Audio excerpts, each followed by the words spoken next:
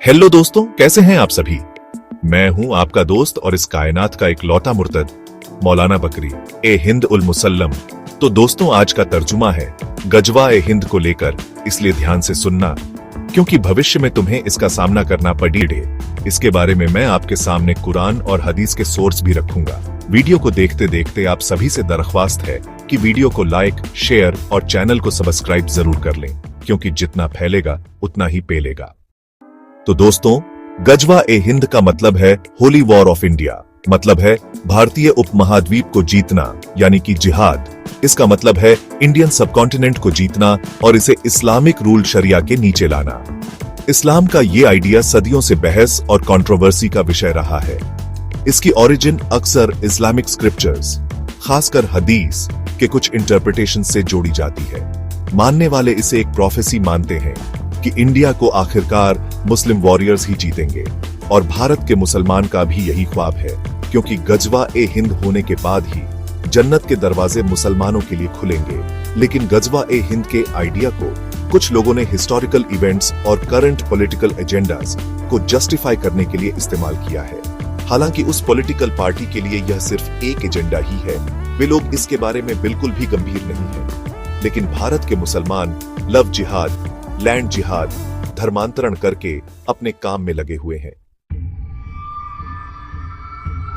गजवा ए हिंद का main religious justification कुछ हदीसों से आता है, जो पैगंबर मोहम्मद की कही हुई बातों और ट्रेडिशंस का कलेक्शन है। एक खास हदीस में भारत में एक लड़ाई का जिक्र है, जहां मुस्लिम वॉरियर्स जीत हासिल करते हैं और शहीद होते हैं। इस हदीस को अक्सर एक डिवाइन प्रोफेसी के एविडेंस के तौर पर पेश किया जाता है, जो भारत की जीत की भविष्यवाणी करती है।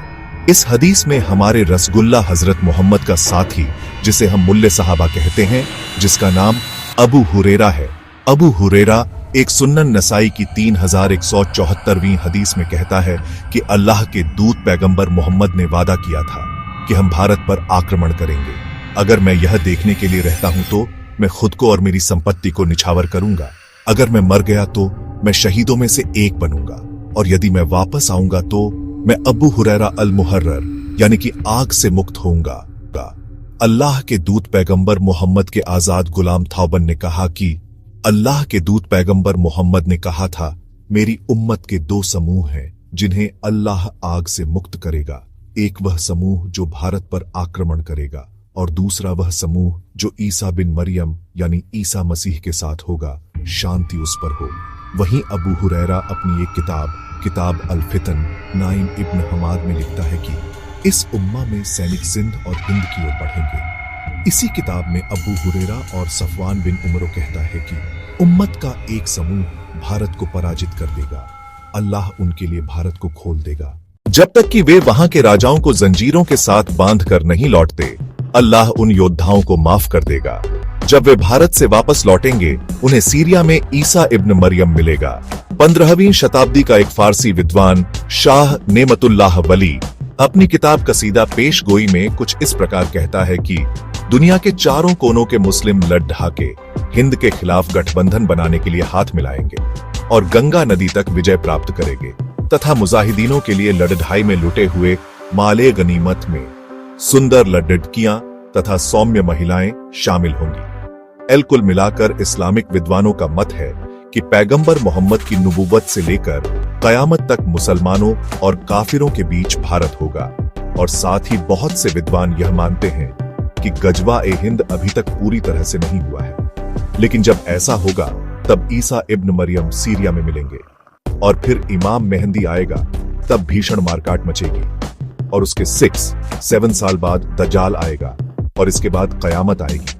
तब कब्रों से मुर्दा उठ खड़े होंगे और जन्नत में जाएंगे। इसी जन्नत के छूत यापे को लेकर विश्व के सभी इस्लामिक जिहादी आतंकवादी संगठन काम कर रहे हैं। 25 सितंबर 2022 को ATS और NIA की छापेमारी के दौरान PFI popular front ONF India के कुछ आतंकवादी पकड़े गए, जिनके लैपटॉप और मोबाइल से मिले साक्ष्यों से खुलासा हुआ कि PFI का लक्ष्य 2047 तक भारत में गजवा ए हिंद करना है। अभी PFI पर भारत सरकार ने प्रतिबंध लगा रखा है, लेकिन प्रतिबंध लगने से पहले ही PFI ने भारत के लगभग सभी जिलों में अपना नेटवर्क स्थापित कर लिया था।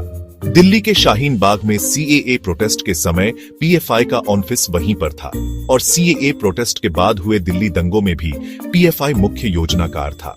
अब भारत का भविष्य तो भारत के हिंदू जनमानस पर ही निर्भर है, क्योंकि पूरे सेंट्रल एशिया का मुस्लिम जन्नत जाना चाहता है और वह गजवा ए हिंद के प्रयासों में अपनी टूलकिट में बहुत से टूल जोड़कर लगातार आजमाइश कर रहा है, जैसे कि लव जिहाद, लैंड जिहाद, अवैध भू अतिक्रमण, आतंकवाद, अपराध और किसी क्षेत्र में अप्रत्याशित तरीके से अपनी जनसंख्या बढ़ाकर हिंदू समाज को पलायन करने को विवश कर देना। इसीलिए तो काफिरों आज ही जाग जाओ, नहीं तो तब पछताए होत क्या जब मुल्ला चुग जाए खेत। और इसी के साथ आज का तर्जुमा खत्म। अगली वीडियो में फिर मिलेंगे। अच्छा तो दोस्तों, अब मैं मौलाना ए बकरी आपसे विदा लेता हूं और आप भी जाते जाते वीडियो को लाइक, शेयर और चैनल को सब्सक्राइब जरूर करते जाना। जय हिंद, जय भारत, भारत माता की जय।